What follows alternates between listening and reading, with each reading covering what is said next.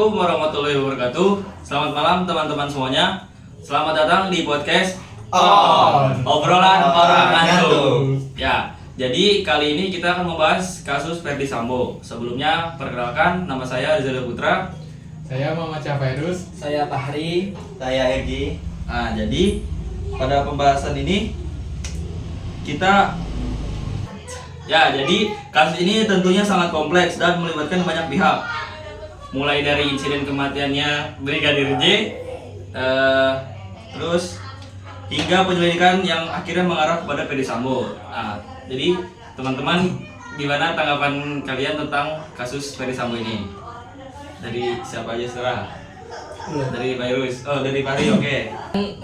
Menurut saya itu tuh kasus yang banyak jangannya ya mungkin ya. Dari segi pembunuhan, terus katanya ada pemerkosaan juga. Jadi tentang kasus ini awalnya hanya tentang insiden tembak menembak yang terjadi antara dia dan seorang anggota Polri, yaitu Brigadir J, dan yang menembaknya itu adalah Richard Eliezer. Namun seiring berjalannya waktu banyak kejanggalan yang muncul. Nah, jadi teman-teman ini punya perspektif tentang Ferdy Sambo kan, jadi boleh diutarain nggak teman-teman? Mulai dari siapa? Dari Fahri yuk. Dan menurut saya kan itu sebuah kasus yang cukup lama dan menggetarkan di kalangan masyarakat. Karena kasus itu kan kebanyakan janggalnya. Nah, mungkin itu baru itu dari Fahri. Dari Irgi coba.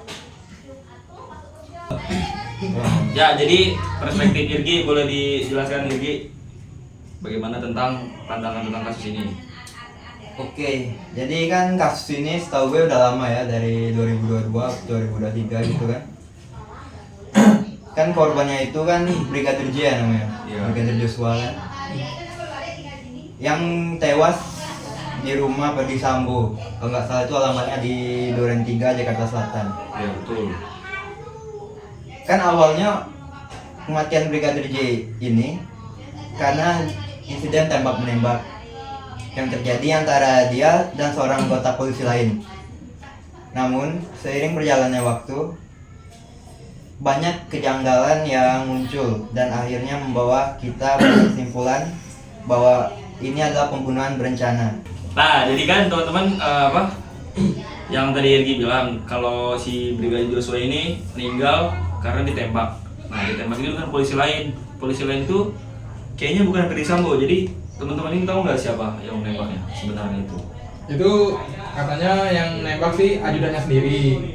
Kan Brigadir Joshua ini juga ajudannya Ferdy Sambo. Terus yang ajudan lainnya itu Baradae atau Richard Eliezer itu yang nembak Brigadir Joshua tuh. Nah, jadi kesimpulan dari yang awal ini adalah ini kasus tentang pembunuhan berencana. Setelah dibilangnya pembunuhan berencana, pasti kasus ini punya bukti tertentu nggak sih teman-teman?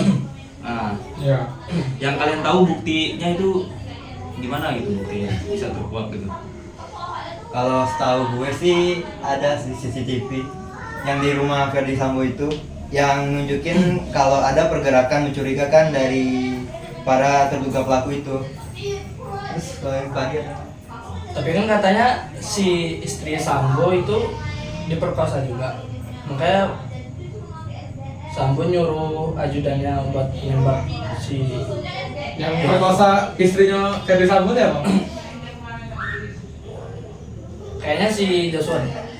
Makanya si Joshua itu mau dibunuh nggak sih? Iya, iya. Itu tuh Apa masih itu? gimana gitu. Nah, bukti yang tadi dibilang rekaman CCTV yang ada di lokasi kejadian. Nah, ini juga menjadi fakta yang mengejutkan banyak pihak, yaitu keterlibatan Ferdy Sambo-nya dalam merencanakan pembunuhan ini. Nah, jadi apa sih peran keterlibatannya Ferdy Sambo di dalam kasus ini gitu? Apa tindakannya gitu dalam kasusnya ini? Setahu saya itu Ferdy Sambo memerintahkan ajudannya itu Richard Eliezer untuk menembak Brigadir Joshua. Karena ya tadi kata si Fahri kan Brigadir Joshua ini ada membuat tindakan pelecehan lah terhadap istrinya Ferdi Sambo. Terus Ferdi Sambonya nggak senang. Terus dia nyuruh ajudannya itu Richard Eliezer itu untuk menghabisi nyawa Brigadir Joshua. Tapi saya ada dengar di berita itu kan ya, ada apa motif yang lain. Teman-teman tahu nggak yang katanya si siapa Brigadir J ini punya rahasianya si Sambo, apa enggak rahasia si istrinya gitu.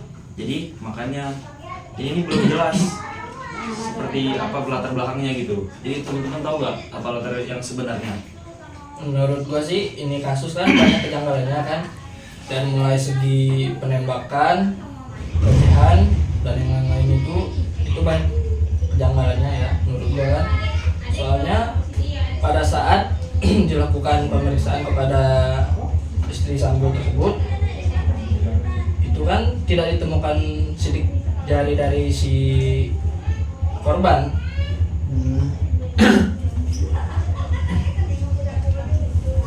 Oke, jadi keterlibatan Ferdi Sambo sebagai seorang yang paling bertanggung jawab tentu menjadi sorotan utama ya guys.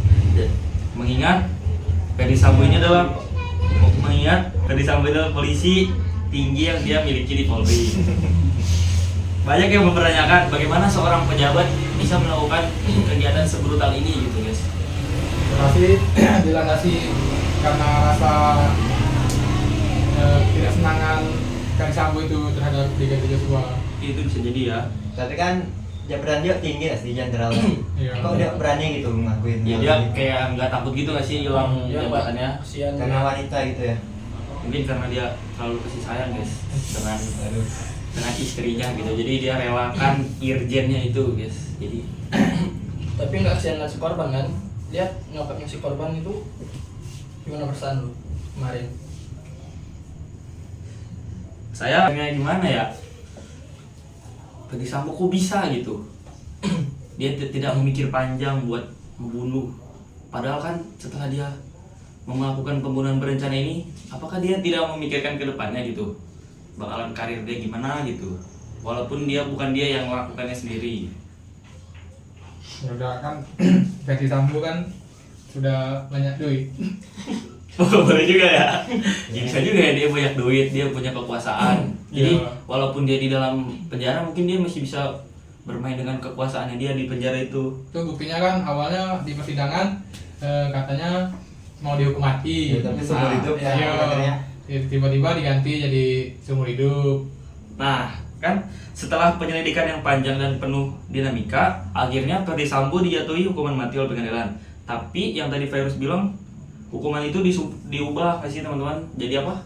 Hukuman seumur hidup. Nah, banyak yang meragukan sebenarnya mana keadilan yang bisa benar-benar tercapai untuk si korban. Mengingat terlalu banyak kontroversi dan tekanan dalam kasus ini. Jadi menurut kalian sistem hukum di Indonesia yang buat Ferdi Sambo ini gimana gitu? Kok bisa dia mengubah gitu? Hakim tuh bisa mengubah gitu? Kalau kita ngomongin hukum di Indonesia sih agak susah ya, karena bisa berita yang baru-baru ini aja yang Harvey Muiz itu yang korupsi 3 triliun apa? Iya. 300 300 triliun. Iya. Cuma di penjara 6 tahun gitu loh. Kayak yang korupsi 2 miliar aja sampai seumur hidup. Bahkan kalau di Cina itu sampai hukuman mati. Di Indonesia cuma 6 tahun. Bayangkan 300 triliun. Yes. Kalau dibeliin sepeda motor dapat berapa itu guys? Sediler kemarin guys. Jadi apa? Kasus ini terlalu banyak kontroversinya untuk dibahas. Jadi kita harus gimana ini? Membahasnya terlalu banyak sekali kontroversi yang ada di sini gitu. Kalau mungkin disangkut pautkan semua kontroversinya itu ada banyak ya. Mungkin ada juga teorinya katanya si istrinya Ferdi Sambo ini bukan sama Brigadir Joshua, tapi sama supirnya. Ah, supirnya. Yang siapa? Siapa? Kuat Maruf. Ah ya, Oh, Kuat iya. Maruf. Oh iya. Kasus ini juga guys banyak kayak nyambung gitu guys. media ini banyak kejanggalan kan, kayak Iya. berbohong terus Nyambung terus. ke semua Iya. orang. Ya, apalagi yang pas rekaman CCTV itu dihapus guys. Iya. Nah, Ferdi Sambo itu memerintah siapa? Brigjen Hendra kan. Nah, Hmm. Brigjen Hendra itu punya bawahan itu Agus namanya, Kompol Agus kalau nggak salah, Kombes Agus. Nah jadi Kombes Agus itulah yang berperan menghapus CCTV tersebut. Nah, itu salah satu kontroversi juga. Nah, kesaksian buat Ma'ruf ya guys, yang berubah-ubah gitu kan, Yo, pas terus ditanya-tanya gitu. ada lucunya juga yang waktu siapa? ART, asisten rumah tangga. IRT. Iya. Ya, siapa namanya? Aduh, Saya pokoknya ART-nya guys, ayo lupa guys. Ya. Waktu dimintai penjelasan sama hakim, malah belibet-libet, nggak jelas. Kayak sengaja gitu buat Iya, kasus ini tutup-tutupin. lama gitu, ditutup-tutupin. Nah, jadi masyarakat ini masih menuntut transparansi kasus tersebut ya guys. Jadi kasus ini tuh kayak ditutup-tutupin gitu nggak sih? Iya. Kayak ditutupin, dilamain karena si Ferdy Sambo ini adalah pejabat tinggi di Indonesia. Kenapa pangkatnya tinggi? Iya. Nah, kan? Nah, jadi setiap kasus di Indonesia itu kan pasti memiliki dampak sosial nggak sih? Ya. Jadi teman-teman tahu nggak dampak sosialnya buat Oh, iya. kehidupan kita? Kasus ini dampak sosialnya ya Ya. terhadap masyarakat seperti kami ini mungkin kami jadi kurang percaya dengan Hukum gitu ya? hukum terus sama dengan kinerja kepolisian. polisi. Iya. Karena kita nggak tahu guys kalau polisi itu Sekom. iya punya di belakangnya itu kita nggak tahu guys tindakan dia seperti apa, permainan dia seperti apa. Soalnya kan yang gue dengar si Ferdy Sambo ini sahabatnya si ini ya. Pak, oh itu Kapolrinya sih? Iya, Kapolri. Kapolri Kapolri masih. Sigit. Iya. Jadi ajudan nggak sih? Jadi Yang sering ngamanin. kayak kalau nggak salah tuh Sambo tuh di atasnya si Sigit nggak sih? Iya. Dulunya. Nah jadi Enggak, satu rating. satu letting Tapi karirnya lebih maju si Kapolri. iya. Soalnya gimana guys, dari situ aja udah dinasti gitu, udah kelihatan itu tuh kan teman mana yang tega membuat hukuman yang parah buat temannya sendiri, bener nggak? Asik. Benar. Bos, Mahal. bayangkan misalnya gue sama lu nih, lu maling apaan kek gitu, terus gue jadi hakim, terus lu gue hukum mati, tega nggak gue? Enggak lah. Nggak mungkin. Lu kan anjir. teman gue. Iyalah, masa saya Teman dari Orok. iya, masa saya kebunuhnya nggak mungkin, nggak akan ada teman yang setega itu untuk Teman. membunuh temannya, Apalagi apalagi teman teman dari Orok. dari temen lu tuh kayak gini guys. Nah, kayaknya kita harus lebih bahas hukum gak sih, hukumnya ini sangat gimana gitu, sangat gak jelas, Memprihatinkan.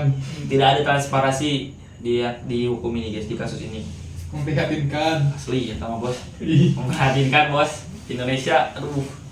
Bang. Di mana ini? Katanya mau dihukum mati.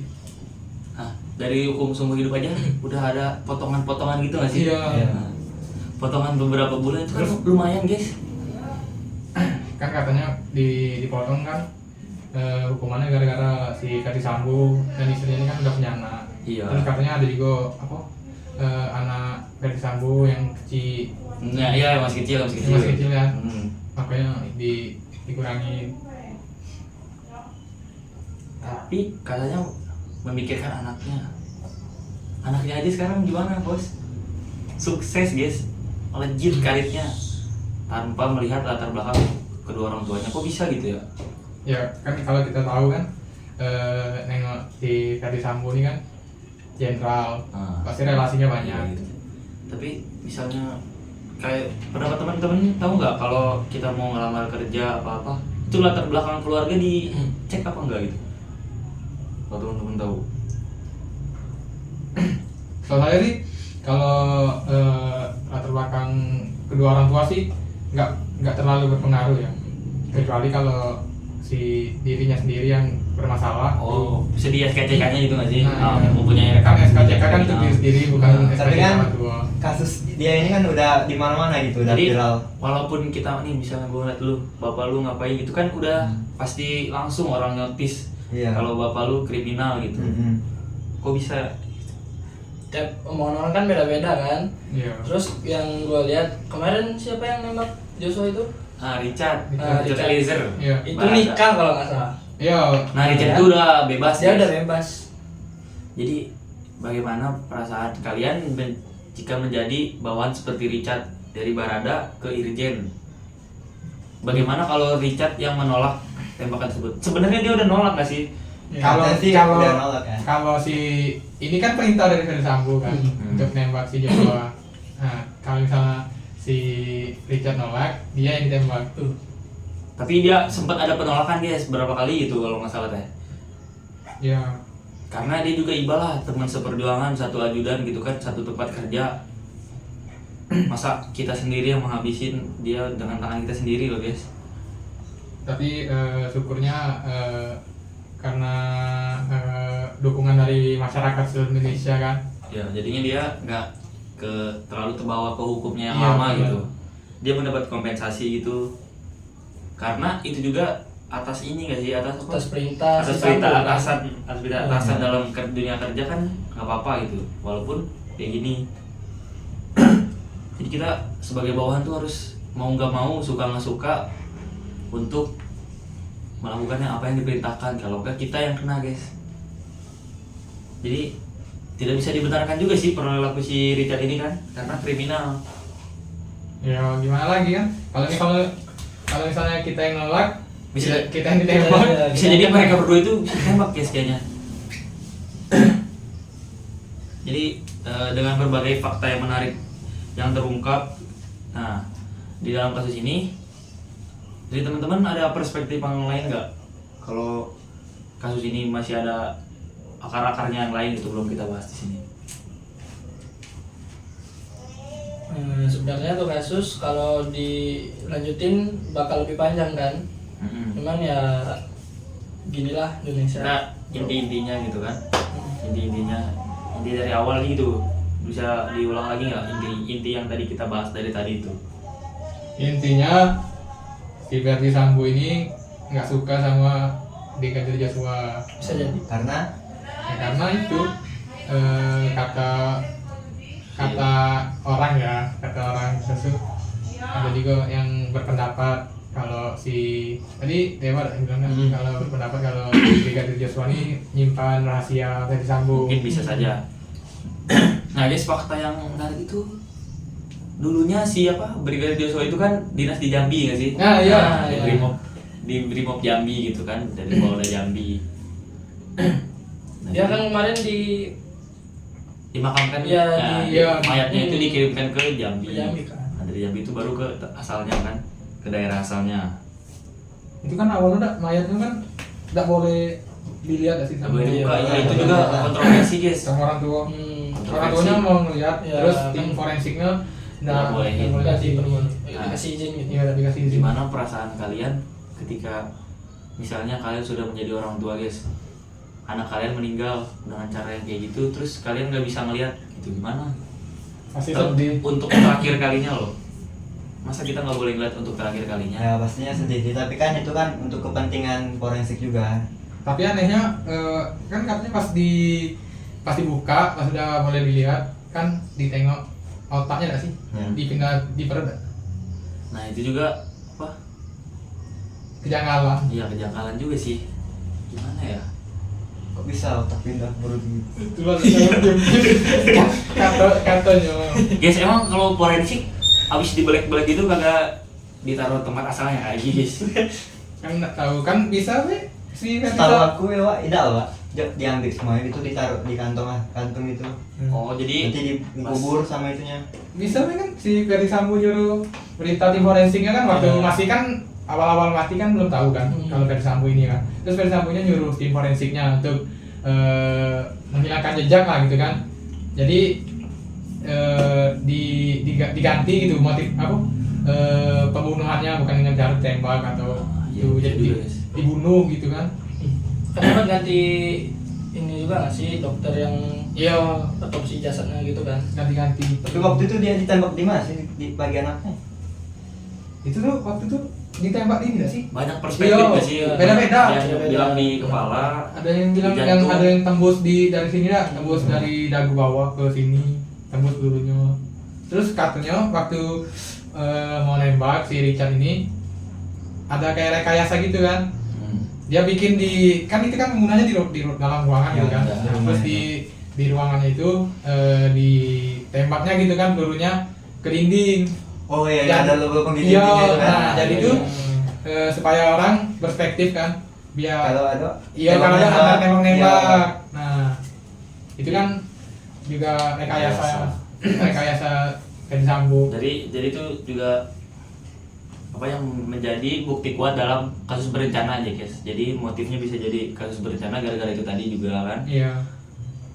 Tapi kantornya ya, yang di waktu kasus tembak-nembak tuh Ferdi Sambo-nya tidak lagi di Jakarta, tidak lagi di TKP, Nggak dia di lagi TKP, kan? di Jogja.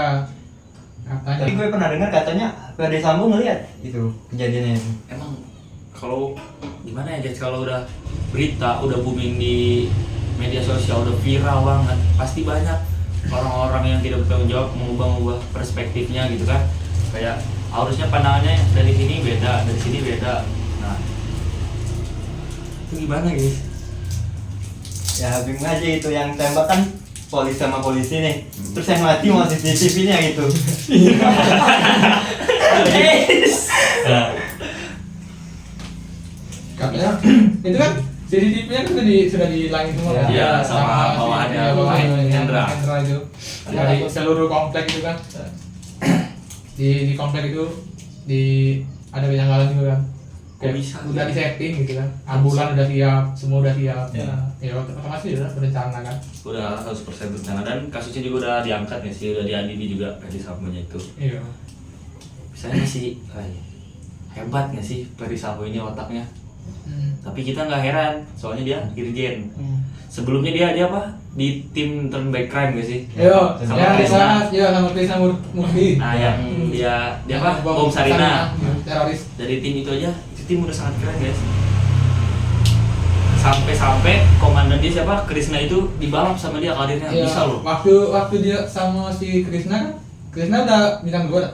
Nah, si Sambo kan masih kompres. Ya, terus kok melejit? Besar gitu ya kayaknya. Emang kalau kita nggak tahu ya permainan dia seperti apa, mungkin emang dia pinter, dia sekolah terus, karirnya bagus kan. Ya mungkin dia emang pintar ya, makanya bisa naik pangkatnya cepet gitu ya. Dari- Tapi emang lagi naas aja mungkin Dari waktu itu. dari Makanya- psikologinya aja dalam kasus ini, bisa kayak gitu loh.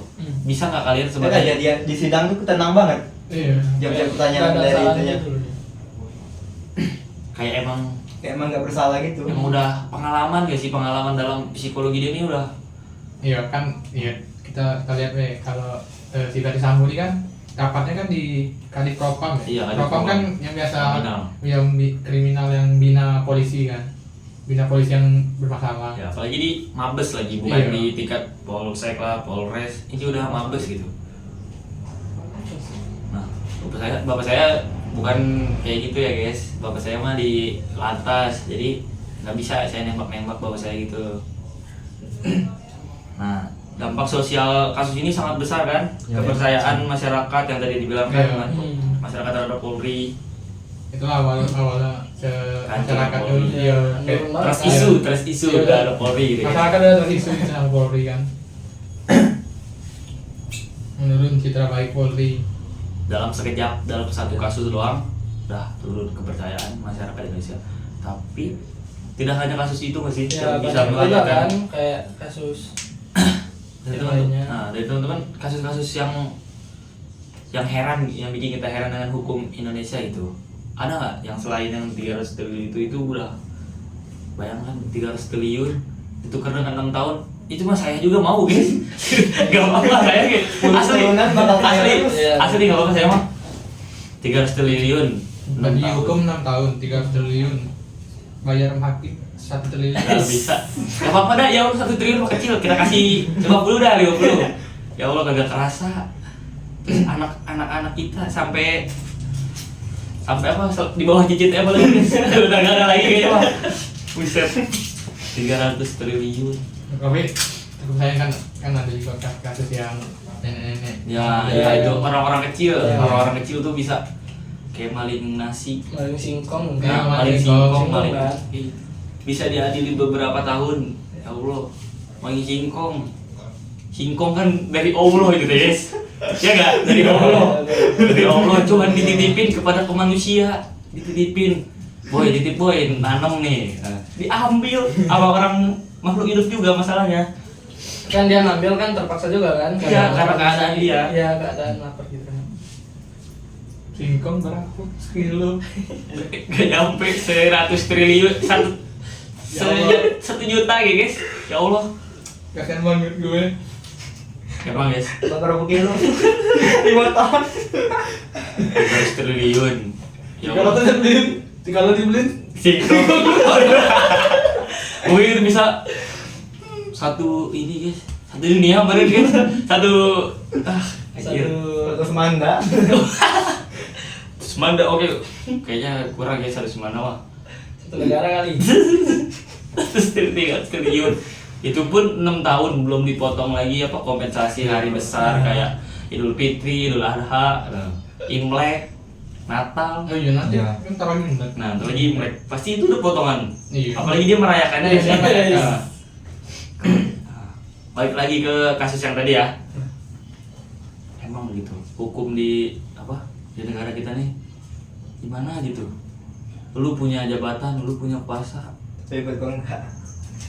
Tapi buat saya Tajam ke bawah, tumpul ke atas. asik, kelas guys itu. Gak tahu dapat dari TikTok. Jadi sesuai yang kasus yang tadi kita bahas, apakah menurut kalian hukumnya ini berjalan sesuai dengan prinsip keadilan atau lebih banyak dipengaruhi oleh faktor politik dan kekuasaan? Nah, Ya gimana gitu? pastinya jelas ya karena Pakai aja. jenderal gitu. Pakai nanya ya, saya juga kok bisa nanya gitu. Dari hukuman seumur hukuman mati, Hukuman mati. Sumber itu. bisa jadi seumur hidup. Umurnya berapa? Umur dia 50 tahun. 50 tahun. 49. 50 tahun. Satu nyawa ditukar satu nyawa. Ya Allah. Belum dipotong-potong yang tadi. Iya. Hari-hari besar ya Allah. Duit banyak. Belum lagi si Verdi Sambo relasinya banyak. Iya. Kekuasaannya banyak. Apalagi Bisa. aduh anaknya ya. Anaknya udah masuk akpol nih saya lihat-lihat. Tiba-tiba aja gitu. Tiba-tiba. Kemarin kasihan anak saya masih kecil, masih sekolah. Masuk akpol, guys. Saya aja belum jadi apa-apa ini. Ya itu kan salah satu lucunya Indonesia kan. Lu punya duit, lu punya kuasa. Mahal bayam. Bapaknya, bapak lu jenderal, lu tinggal gimana guys? Ibarat kata nih, ini cita-cita nih guys. Pas saya mah ini langsung jalan. Ya Allah. Jadi kita kalau jadi orang kecil di Indonesia ini kayak gimana gitu Iya. ya? Tertindas. Tertindih. boleh.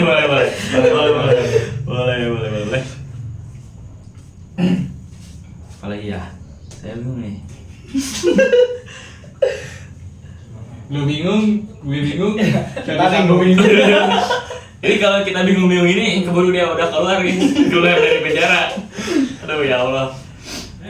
Tapi gua dengar itu dia di Nusa Kambangan itu ya, di penjaranya. Iya, Oh, Pak. bukan. Kalau nggak salah dia di Anma nggak sih? Kan si Yanma kan yang Yang bawa-bawahannya ya? enggak di CEO dipindahin ke sana semua. Hmm. Tapi Verdi Sambonya Dipisah. yo Katanya sih lebih lebih keras gitu Iya. penjaranya, tapi saya lihat di Katanya. berita mah kayak Mewah. apartemen Iya, guys. sama aja. Tukeran lah, Ferdi Sambo ceng sama saya. Saya juga mau kalau penjaranya kayak gitu. Bisa berkomunikasi dengan keluarga. iya. Tapi sekarang kan sudah mulai redup nih kasusnya. Ah iya. Gimana ya kabar si Verdi Sambo? Tidak ada lagi media yang kayaknya Iya, berani iya. buat meliput dia lagi. Atau mungkin dia bisa bayar media-media Iya. nggak mau ngeliput dia nggak sih? Iya Jangan-jangan kan? dia sudah keluar. Ah, bisa jadi. Dia sudah keluar negeri. Jadi dia mau negeri ganti identitas. Tidak ada media yang berani. Yes, seorang irjen, ada nggak media-media kecil yang berani mau meliput dia? Media-media kecil kayak apa ya, Jambi TV lah. Jambi TV kan dibanding kasus ini jauh coy. Iya. Jangan Ya. ribut berita-berita lokal doang kan. Apa kabar kamu gitu? Iya. Nah, aduh, kabar kamu kita lagi dikasih 1 triliun diem gitu guys. Jangan kan 1 triliun lah, berapa juta gitu diem. Ya pak, saya diem aja. Yang penting saya dapat uang. Itu kan prinsip hukum di Indonesia guys. Mungkin ada tambahan lagi nggak teman-teman gitu tentang kasus yang ini? Yang motif-motif yang lain dari supirnya lah, apalagi nyambungnya.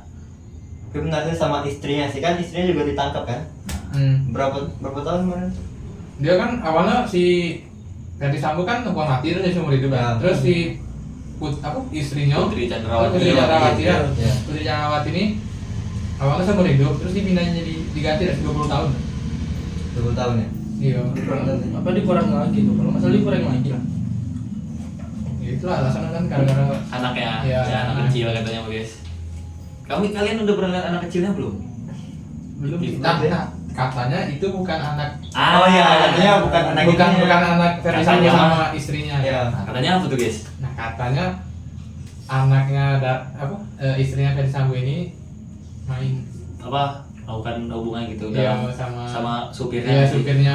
Juga jadi anomalinya juga guys. teori perspektif orang lain.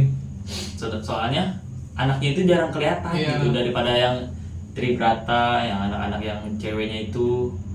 Anak yang kecil itu saya belum pernah lihat sampai sekarang. Udah berapa tahun sih? 3 Udah tahun. 3 tahun. Buset, udah 2025 sekarang. Iya, udah 2022. Udah segede apa ya anaknya ya? Segede saya. Gak mungkin lah. Aduh, ini beneran podcast on guys. Orang-orang ngantuk Ngantuk di bener. jam berapa sih? Jam berapa coy? Jam 9:30. 9:30.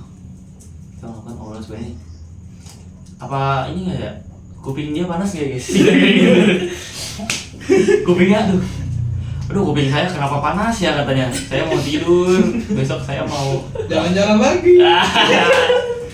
Besok saya mau bertemu sama keluarga. Bentar lagi Imlek. Saya bisa keluar nih katanya. Dan gak apa-apa lah sehari juga. Tapi saya kan balik lagi ke apartemen ya. Nah, dalam melihat kasus ini kita harus kritis juga. Tadi kan sepertinya kita udah terlalu sangat kritis ya. Sudah kemana-mana soalnya. Tapi emang kasus ini tuh sangat banyak gitu akar-akar cabang-cabangnya gitu. Dari sini nyambung ke sini, dari sini nyambung ke sini gitu. Itu yang membuat kepolisian juga agak berat dan agak lambat menangani kasusnya ini. Tambah dari apa? Dari saksinya itu nyambung loh, kok bisa gitu? Iya. Ini. Kan Ya. ada juga sih saksinya yang dari tukang AC ya. Iya, masa guys AC yang jelas-jelas aja gitu loh dari keluarganya, mungkin emang keluarganya udah dikenain semua nggak sih? Iya. Nah jadi yang merembet yang orang terdekat, Orang-orang terdekat situlah yang pernah ke rumahnya gitu. Nah, apakah kita sudah memiliki mekanisme yang memadai untuk menangani kasus yang melibatkan pihak berkuasa? Nah, bagaimana dengan transparansi dalam penyidikan dan pengadilan kasus tadi gitu? Kalau dilihat sih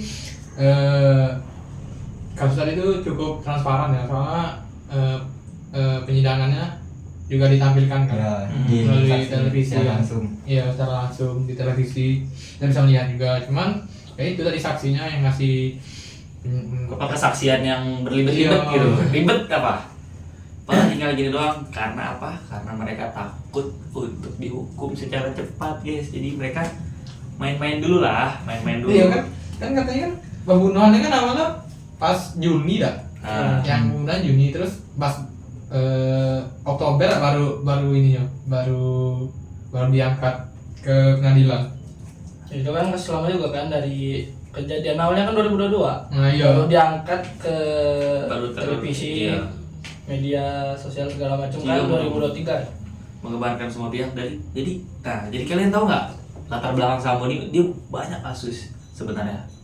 Ada yang tahu yang di tol itu nggak? Yang penembakan di tol dalam aksi 212 itu. Nah, Tidak tahu. yang dia monitor ada tuh rekamannya di. Nah, jadi dari kasus Ferdi Sambo yang ini, jadi kasus-kasus yang belakang-belakang itu kebuka-buka lagi guys. Jadi makin kita ke ada polisi itu makin gimana gitu perasaannya, jadi trust isu banget, namanya isu gitu. Kasih isu sama polisi. Tapi saya pengen jadi polisi, tapi saya mau jadi polisi nggak bakal kayak gitu guys. Jadi polisi yang baik. Yang baik dan benar dan jujur. Yang Alhamdulillah. penting itu jujur guys. Kalau jujur semuanya akan lancar hidup tuh. Kalau misalnya kamu jadi polisi, Nah, kamu diperintahin untuk nembak temanmu, nah tuh. mau nggak? Diperintah sama atasan. Nah, balik ke hukum yang di kepolisian yang kerja itu guys sih, apa tuh pasal berapa ini deh, lupa guys. Kita nggak bisa melawan perintah atasan. Atasan selalu benar. Nah, bawahan selalu salah. Jika atasan salah, kembali ke pasal 1. Masuk. Jadi kita tuh jadi junior tuh, jadi bawahan tuh gimana gitu, pasti bakal selalu salah di atas apa dipandang seorang senior. Gimana bisa kita bisa menyalahkan senior? Gimana caranya? Kita yang habis guys sama senior kalau kayak gitu. Bayang dari barada ke irjen, jangan kan ke irjen dulu, ke brigadir aja dulu udah lumayan jauh, udah berapa tingkat tuh? 30 tahun. Nah, 30 tahun kita bisa loncatnya ke 30 tahun ke brigadir kayak gitu guys. Tapi kan si Richardnya kan sudah Udah punya kehidupan yang Iya, baru gitu. Iya. sudah nikah juga kan. Tapi apakah dia pasti kayaknya masih mempunyai rasa takut nggak sih Iya. terhadap Rasa trauma. trauma. Trauma Tapi dia masih di takut. Brimob kan, masih dalam kepolisian nggak? Masih. Masih kan? Tapi dipindahin ke Yanma. Ya dia mah ya kalau salah. Pasti punya trauma lah. Dia mempunyai kekuasaan di apa? Si Sambo itu punya kekuasaan yang dinasti lah di Indonesia ini. Pasti seorang barada apa nggak takut sama kekuasaannya? Tapi yang tadi Pari bilang nggak sih, dia udah nikah nggak sih? Alhamdulillahnya kan. Alhamdulillah. Dia udah punya keluarga, dia punya Dan mulai kehidupan yang baru. mulai lembaran kan. baru gitu. Nah, kita ambil kesimpulan aja nggak sih dari semuanya ini? Jadi dengan berbagai fakta yang terungkap, kita bisa menarik kesimpulan bahwa kasus ini lebih dari sekedar pembunuhan berencana, bener nggak? Iya. Nah. Soalnya kemana-mana gitu. Nah, ini adalah sebuah ujian besar bagi penegak hukum di Indonesia. Nah, terutama dalam transparansinya dalam hukum tersebut. Gimana tuh?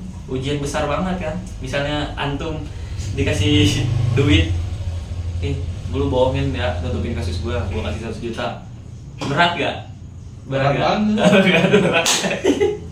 Pasti berat guys. Gue pun nggak jadi guys. Ya emang transparansi di kita di mana gitu. Dan ini juga ujian buat siapa penegak hukumnya untuk menegakkan hukum tanpa Iya. pandang bulu. Lebih tegas lagi. Iya, lebih tegas lagi. Tapi sepertinya masih pandang bulu nih orang-orang ini. Hukumnya masih mandang gitu. Bayangkan seumur hidup jadi hukuman mati jadi seumur hidup, gimana itu guys? Pandang bulu apa enggak itu guys? Bulu apa? Laki. Aduh. Nah kan, semoga dari kesimpulan tadi, semoga kasus ini bisa menjadi pelajaran berharga bagi kita semua ya kan. Dengan pelajaran yang lebih penting menjadi momentum untuk perbaikan sistem hukum di Indonesia. Nah, sebagai masyarakat kita harus juga mengawasi dan mendukung upaya penegakan yang keadilan yang benar-benar berpihak pada korban dan bukan pada pihak yang berkuasa. Jadi kita gak usah takut gitu sama yang berkuasa. Tapi pasti ada rasa takut kita dalam orang yang berkuasa, pasti ada. Pasti. ada. Namun kita manusia. Nah, bukan Nabi boy. Kartu kuning. Saya tidak ikut ya bu. Saya tidak ikut bu. Nah, jadi, kesimpulan dan refleksi tadi kita tutup aja nggak sih langsung ya? Ya. Kami berharap diskusi kali ini memberikan wawasan baru bagi kalian tentang bagaimana proses hukum berjalan dan dampaknya terhadap masyarakat. Nah, terima kasih telah mendengarkan dan tetaplah ikuti kami pada pembahasan menariknya di podcast Obrolan Orang Atu. Dadah, assalamualaikum. Dadah.